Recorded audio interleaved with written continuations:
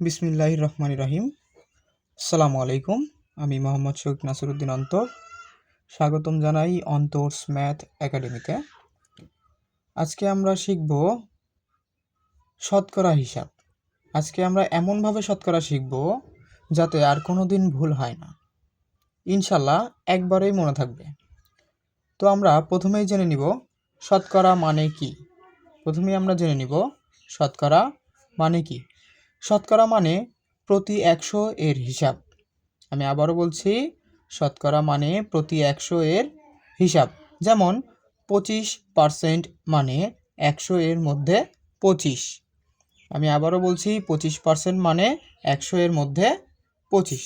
তাহলে শতকরা মানে হচ্ছে শতকরা মানে প্রতি 100 এর হিসাব। তো আমরা জেনে গেলাম শতকরা মানে কি।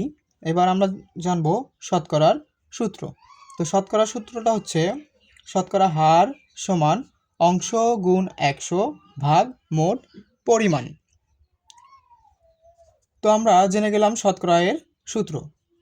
কিছু উদাহরণ দেখো।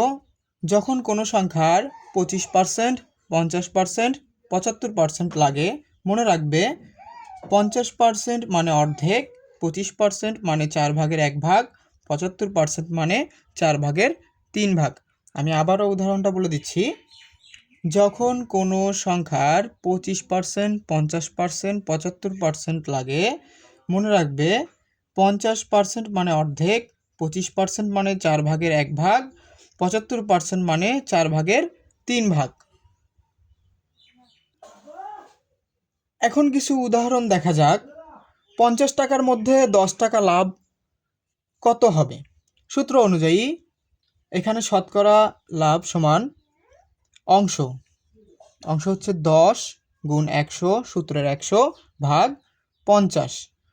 তো 10কে 100 সাথে গুণ করলে হয় 1000 এবং ভাগ 50। 1000কে 50 দিয়ে ভাগ করলে 20%। তাহলে আমরা পেয়ে গেলাম 50 টাকার মধ্যে 10 টাকা লাভ হলো 20%।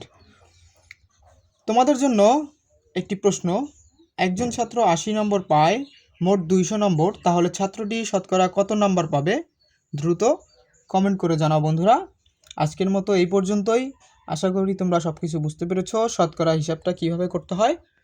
তো আশা করি তোমরা আমার চ্যানেলটি সাবস্ক্রাইব করবে এবং আমার ফেসবুক পেজটি ফলো দিয়ে পাশে থাকবে, এবং নতুন নতুন কিছু শেখার জন্য অবশ্যই আমার পাশে থাকবে। ধন্যবাদ। আসসালামু আলাইকুম। আল্লাহ হাফেজ।